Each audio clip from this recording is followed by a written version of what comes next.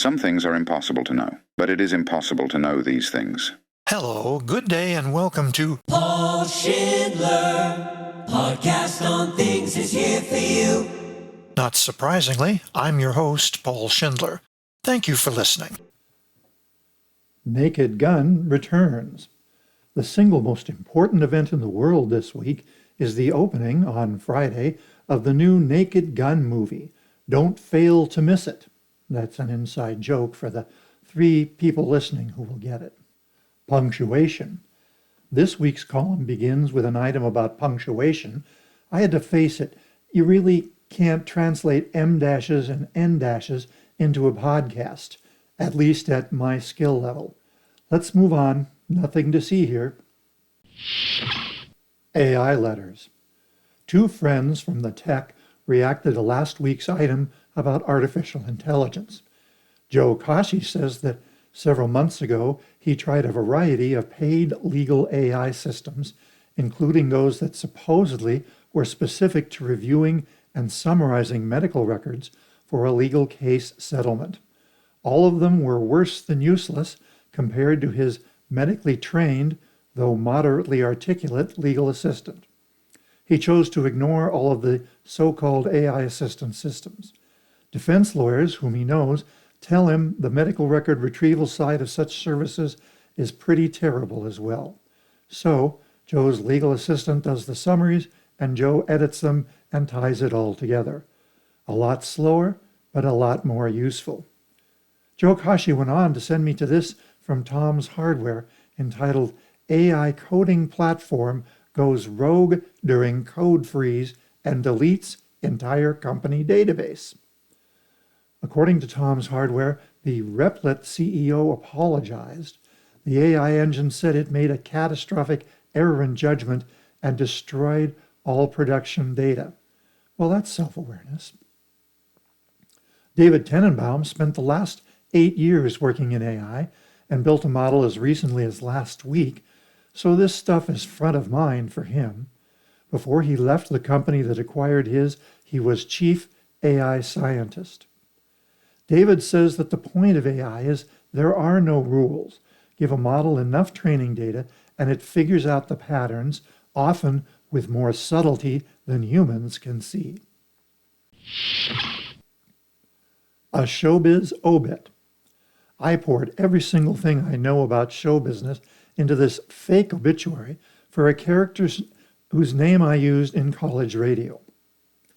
J. Klein Buster Fadang, star of stage, screen, and television, died Tuesday, maybe at age 103, of complications from frustration and failure. His loving family was not by his side at his home in a storage unit next to the Hollywood River. He may have been 53, according to one of the many birth dates he claimed, but since there are photographs of him performing in 1922, it's doubtful he was born in 1972. He is survived by his work and by the handful of buster heads who followed his career. He was predeceased by vaudeville, golden age radio, and live TV. The first and most lasting of his nicknames stemmed from his vaudeville shtick of shooting seltzer into his pants until they burst, but he picked up other nicknames in nearly every branch of showbiz. His career peaked in 1928 when his double act with Joe Wanna Buy a Duck Penner produced Fadang's less memorable catchphrase, I already own a duck. NBC canceled the Drano show I Already Own a Duck after 13 weeks in 1930. Fadang's IMDb filmography lists 162 film roles, 161 of them uncredited. He spoke 50 words in the 1942 MGM B movie, The Joe Penner Story. So he earned his only day player credit and his only guild minimum paycheck. In Tinseltown, he was known as the 49er. The Great White Way knew him as Mr. First Nighter, since all 13 of his Broadway shows closed on opening night. TV knew Fadang as Mr. 1245 for his numerous appearances in that time slot on The Tonight Show with Johnny Carson, telling his soul W.C. Fields' anecdote, while replacing late cancellation guests. No services will be held since no one cares. I found I had a bunch of memories of my father, so I wrote a song about him.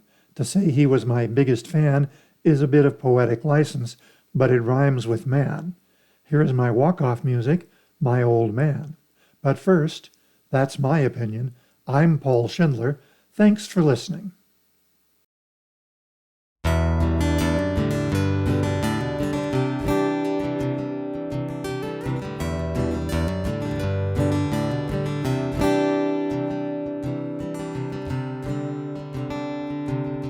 Hated his job every day, got up and did it anyway. Loved his wife, married 50 years, lots of laughs, quite a few tears. She's the only girl he ever had, she only ever knew my dad. They lived their lives on just one block, one kitchen table, 10,000 tops. I really loved my old man, from his gelled up hair to his brown suntans. He was always my biggest fan.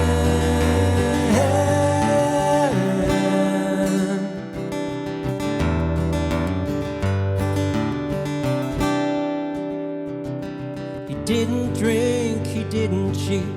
My mom found that really neat. The beauty faded, his did too, and yet it never made them blue. A quiet man most of the time, his sense of humor quite sublime. A side hug for his kin at best, hearty greetings for the rest. I really loved my old man, from his gelled up hair to his brown suntans. He was always my biggest fan.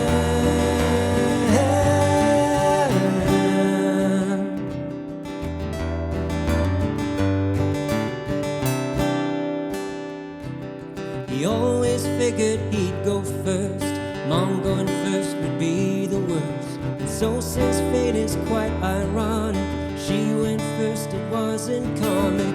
Turns out life without my mom left him weak and filled with qualms. Since my mother went too soon, Dad died after a year-long swoon.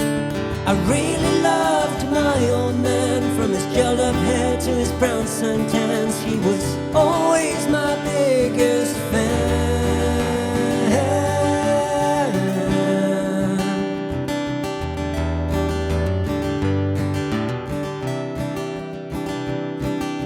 Dad's advice was always good, I followed it the best I could. I know he was really proud as his son left others wild.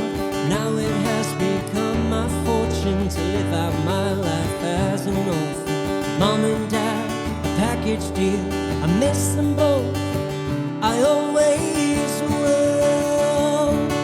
I really loved my old man, from his gelled up hair to his brown suntans. He was always my biggest fan.